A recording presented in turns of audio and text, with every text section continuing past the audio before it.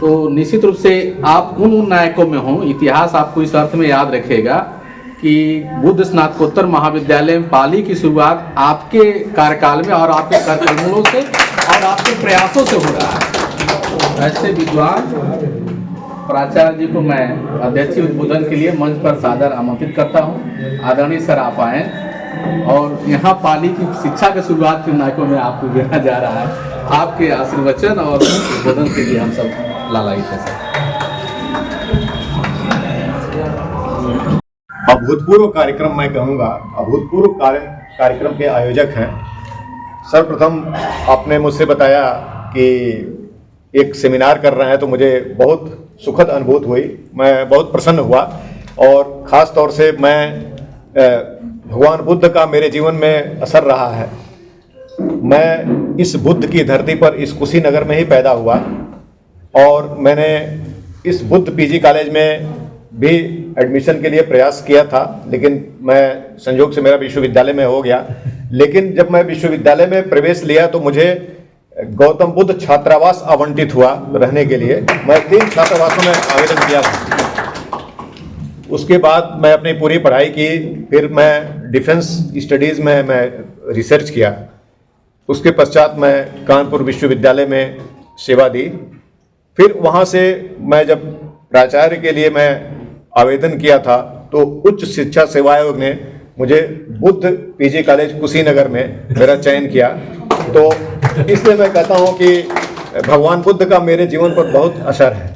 दूसरी चीज़ है कि मैं जब विश्वविद्यालय में पढ़ता था तो मैं बहुत सारे विद्यार्थी वहाँ पर पाली भाषा पढ़ते थे। मैं बहुत प्रसन्न होता था और उन लोगों से मैं पूछता था कि ये, पहले तो मैं बहुत ज़्यादा इसके बारे में मुझे जानकारी नहीं थी। मैं उन छात्रों से जानकारी लेता था कि जो हमारे सीनियर थे, तो उन लोगों ने बताया कि ये संस्कृत भाषा से मिलती जुलती भाषा है और बहुत आसान भी है।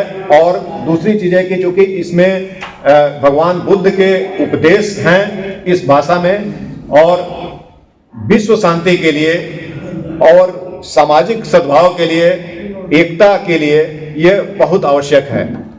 इसलिए हम लोग इसका अध्ययन कर रहे हैं।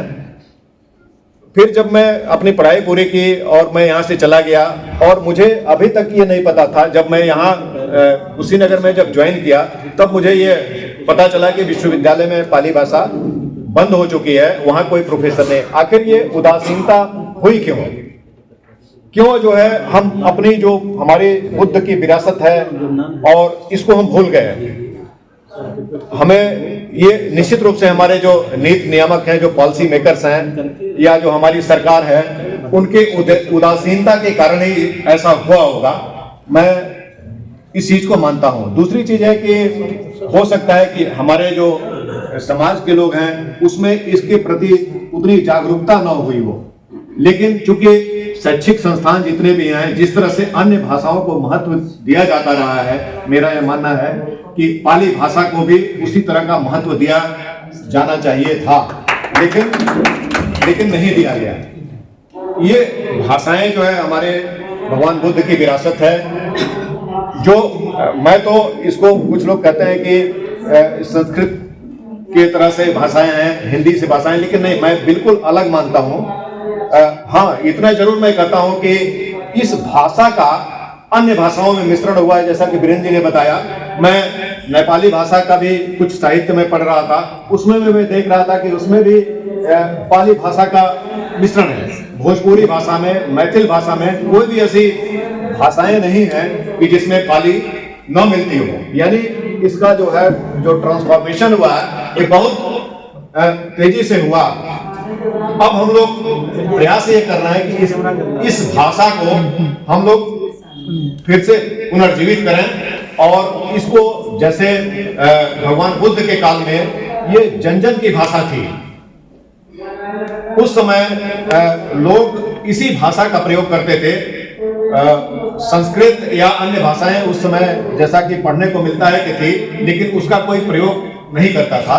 वर्तमान में संस्कृत का प्रयोग कुछ प्रोफेशनल लोगों के जरिए किया जाने लगा। ये मैं मानता हूँ, इस चीज को मैं स्वीकार करता हूँ कि उसको प्रोफेशनल लैंग्वेज के रूप में भी कुछ लोगों ने पढ़ाई करी, और उसका भी लाभ उठाया। लेकिन मैं जब से बुद्ध पीजी कॉलेज में आया और यहाँ बनते ज्ञानेश्वर जी, जिनको हम लोग गुरु जी कहते हैं, उन्होंने जब मैं ज्वाइन करने के बाद उनसे मैं मिलने गया तो उन्होंने पहला शब्द यही कहा कि बुद्ध पीजी कॉलेज में पाली भाषा खुलना चाहिए।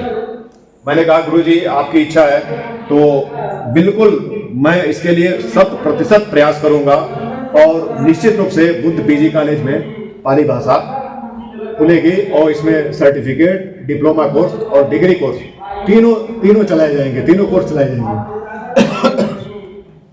उन्होंने कहा ठीक है। एक दिन ऐसा वाकया था कि गुरुजी अपनी गाड़ी से विजिट करते हुए कॉलेज में आए, कॉलेज परिसर में आए और हमारे ऑफिस तक आए। मतलब वो थोड़ा सा उनको चलने में दिक्कत होती है, दो लोगों ने मतलब के सहारे से आ गए, आके बैठे और मैं तुरंत जो है गोरखपुर विश्वविद्यालय के वाइस चांसलर पूनम टंडन जी से गुरुजी की डायरेक्ट बात करा दी और गुरुजी मतलब उसमें इंक्वायरी भी किए, अपने तर्क भी रखे कि इसके पूर्व कुलपति जो प्रोफेसर राजेश सिंह जी थे उनको उनसे पाली भाषा के लिए हमने प्रयास किया। मैं विश्वविद्यालय खुद गया था, लेकिन उन्होंने कहा कि नहीं, जो भाषा विश्वविद्यालय में नहीं है वो किसी कॉलेज में कैसे खुल सकता है। ये गुरुजी ने पूनम टंडन जो वर्तमान में वाइस चांसलर हैं उनसे डिस्कस किया। फिर गुरुजी ने एक और तर्क रखा कि बीआरडी देवरिया में एग्रीकल्चर की पढ़ाई होती है, लेकिन एग्रीकल्चर तो विश्वविद्यालय में नहीं है, तो कैसे पूर्व कुलपति ने बात कही। तो गुरुजी भी अपने तर्क से मैडम को बताया तो मैडम ने कहा कि नहीं और निश्चित रूप से मैं आप हमको प्रस्ताव भेजिए और मैं इसको मान्यता देने के लिए तैयार हूं। अगर मुझे लखनऊ से भी कुछ कराना पड़ेगा तो मैं जरूर करूंगी। लेकिन विडंबना देखिए कि मतलब जो भी अच्छा काम होता है उसमें बाधाएं भी आती हैं, लेकिन वो अगर आप मन में ठाने हुए हैं कि मुझे यह उत्कृष्ट कार्य करना है तो उसमें आपको सफलता जरूर मिलती है। जब मैं पाली भाषा के लिए ऑनलाइन जब मैं अप्लाई करवा रहा था, सारे डॉक्यूमेंट्स, लेआउट प्लान वगैरह सारा कुछ सर्टिफिकेट वगैरह जब मैं बना लिया तो ऑनलाइन फीस भी मैंने डिपॉजिट करवा दिया। तो उसके बाद हमें ये पता चला कि जो विश्वविद्यालय का जो विषय की सूची जो शासन को गई है उस सूची में पाली भाषा है ही नहीं। फिर उसके लिए हम लोग कहे कि डेट तो बहुत कम है, अब इसको कैसे अब शासन से परसू किया जाए कि पाली भाषा को उसमें ऐड हो। लेकिन 15 दिन डेट एक्सटेंड हो गया और जैसे ही डेट एक्सटेंड हुआ हम लोगों ने पाली भाषा को विश्वविद्यालय में जुड़वा करके और शासन को भेज दिया और शासन से विषय अप्रूव हो गया है और जुलाई से हम लोग यहाँ पे स्नातक स्तर में प्रवेश लेना शुरू कर देंगे। और उसी के साथ मैं आप लोगों को बताना चाहता हूँ कि सर्टिफिकेट और डिप्लोमा कोर्स भी चलाए जाएंगे। मैं डिप्लोमा कोर्स और सर्टिफिकेट इसलिए मैं चलाना चाहता हूँ कि जो भी हमारे अन्य विषय के लोग हैं जो पाली भाषा के बारे में बिल्कुल नहीं जानते हैं, वह 6 महीने का सर्टिफिकेट कोर्स कर लेंगे, वो उस लैंग्वेज को सीखेंगे। और गुरुजी उसके लिए कहे हैं बनते ज्ञानेश्वर जी कि मैं उसके लिए शिक्षक दूंगा। और हमारा चूंकि कुशीनगर की धरती पाली भाषा के भिक्षु संघ के जो लोग हैं वो मैं मानता हूं कि बहुत समृद्ध है और हम लोग इस अपने मकसद में, इस अभियान में निश्चित रूप से सफल होंगे, कामयाब होंगे। और इन्हीं शब्दों के साथ मैं अपने वाणी को विराम देता हूं। हमारे बहुत सारे गेस्ट बहुत दूर दूर से आए, कई राज्यों से आए, उनको भी मैं इस मंच से धन्यवाद देता हूं और मैं पुनः उनको आमंत्रित करता हूं कि आप इस बुद्ध भगवान की धरती पर आप लोग अवश्य आएं और यहाँ पर बहुत कुछ हम लोग नया करेंगे और आप लोग जैसे ही आगे आएंगे, जब भी आएंगे तो कुछ नया देखेंगे। हमारे महाविद्यालय में फर्स्ट फ्लोर, ग्राउंड और फर्स्ट और सेकंड फ्लोर का निर्माण कार्य बहुत तेजी से चल रहा है। फर्स्ट फ्लोर और ग्राउंड फ्लोर में बेंच वगैरह की सारी व्यवस्था कर दी गई है।